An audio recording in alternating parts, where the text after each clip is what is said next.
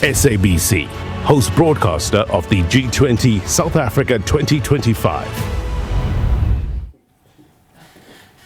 Now, the fourth culture working group of the G20, which has been underway since the beginning of the week, is today concluding with the Minister of Sports, Arts and Culture, Gayton McKenzie, hosting a gathering of the G20 countries' culture ministers. And this is taking place in Ballito on the Kwazulu-Natal North Coast. And that's, of course, where our SABC News anchor Liezle Wilson is. And let's cross to her now to hear more from that particular event. Liezle, it's over to you.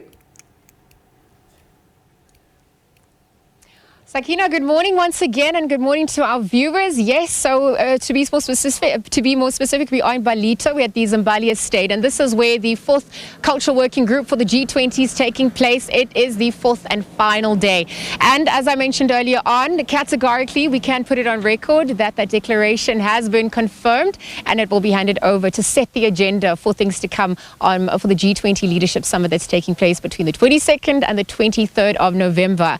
KZN is playing host province. You know, things, all things cultural diplomacy, the creative economy at large, the new gold that has been unearthed is taking center stage. And while semantics, ideas, narratives have been framed here, we're going to be in conversation with the MEC for Sports, Arts and Culture here in KZN, Domuhle Kaula, just to unpack what's happened and perhaps how we can continue with the sustainability at large. MEC, good morning and thank you so much. As I say, sawubona, ninjani. Sawubona, and greetings to the viewers at home. Greetings, South Africa. Thank you so much. I mean, we obviously have seen tirelessly your people putting in the effort and the work. They've left at the early hours of the morning to make sure this is a success. KZN is a host province, obviously serving as that cultural hub. It's got ancient history, but it's forward focused, right? Because we're looking at where to from here as well. With the program that's now set to obviously also get underway, we can hear, some of the groups already starting to entertain the guests as we start ahead of 9 o'clock. Talk to us about the capacity of the province, given the challenges, but obviously how it's risen above them to meet this point. Yeah, firstly, we would like to express our gratitude to the Minister of Sport, Arts and Culture in South Africa, Honorable Gayton McKenzie, and the government of South Africa for deciding that Kwazulu-Natal will be hosting this very important meeting. So on behalf of the Premier, who unfortunately could not be here today because of other engagements, there is a big imbizo of the province in Utugala district.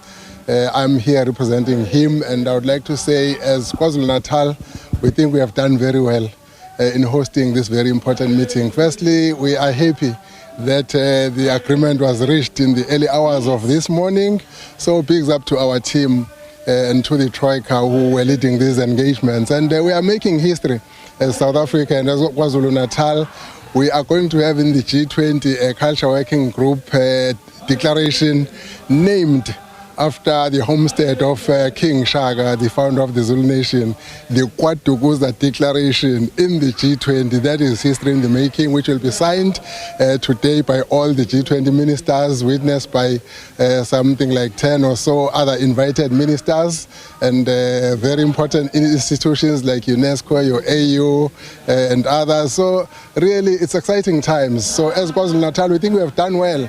We have been engaging with our guests ever since they arrived last week. We have taken them to some of the very important cultural and heritage sites of the province. We have been to the Mandela Capture site. We have been to the Luthuli Museum in Groundville. We took them to KwaBulawayo, the homestead of King Shaka, and other very important cultural and heritage sites of the province. So we hope this was a breakthrough for us, and it's going to be taking us into a long future of cultural and heritage tourism with the world. Yeah, absolutely. And aptly put, thank you for speaking to all those elements. The economic ramifications are obviously important. The pledges that also come through, especially with the G20 economies converging right here. Ideas also. If we look at that value chain, can you paint that picture? I mean, beyond the local talent, the creativity, we can literally hear them in the background, hyping things up ahead of the sessions. What stands out for you? How do you quantify that as we speak? Well, I would say coming both to culture and art as KwaZulu-Natal and as South Africa, we are doing very well. I was happy to get reports that the cultural and creative industry in the whole world is contributing GDP that equates to what agriculture is contributing. So you can see that as an industry, we are growing throughout the world. Also in South Africa, also in Kwazulu-Natal, we are doing very well along those lines. So we would like to, what we have been showcasing to our guests, what we have been showcasing to the world as our artists, as our culture, as our heritage, we need to make it grow so that, it becomes an industry. That is not compared to anything in terms of contribution to the GDP. So we are doing very well along those lines. Even last night we also hosted our guests at the Playhouse, which is one of our iconic centers that has always been there. It's well looked after. It's doing a lot of good work in KwaZulu-Natal and in the city of eThekwini. So this industry is growing and we are destined to make it grow even to greater heights than before. Well, MEC, just to your point, one of the key pillars and themes for this G20 summit for the presidency in South Africa is about solidarity, equality and sustainability. From here on to, how do we envision what that future then looks like if we're going to solidify it and continue with the momentum that has been built here? Sport tourism is good, is big, is growing. Culture, heritage tourism is big, it's growing. The cultural industry, the arts industry in South Africa, in the country is big and it's growing. Actually, if I can just go to the future, in 2027, we are also hosting the Cricket World Cup. What we have started, we are taking it to the future, to more big events of the future. Because whilst people will be here for play, they also have to witness other ways of life of South Africa, of the people of KwaZulu-Natal. So really this industry, just watch this space, this industry of culture and heritage and tourism combined with sport is one of the biggest in the country, it's one of the biggest in the world. And as KwaZulu-Natal, we are ready for whatever. All right, MEC, let's leave our conversation there. Thank you so much for joining us at this hour. MEC for Sport, Arts and Culture here in KZN, Liezle Kawula.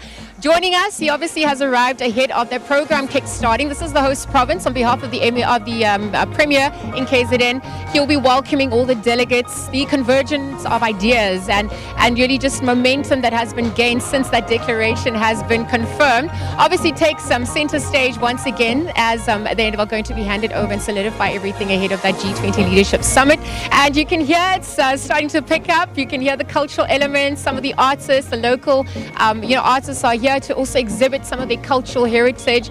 And this is how heritage, culture, memory plays its part in solidifying culture, not only for South Africa, but extended to the continent as we complete that global picture. And so that obviously continues. The fourth working cultural group concludes today, and we'll continue to monitor these developments as they get underway. But we're going to sign out and leave it there for now. It's been an absolute pleasure. Let's take a quick ad break. Upon our return, more news and updates. Don't go anywhere. SABC, host broadcaster of the G20 South Africa 2025.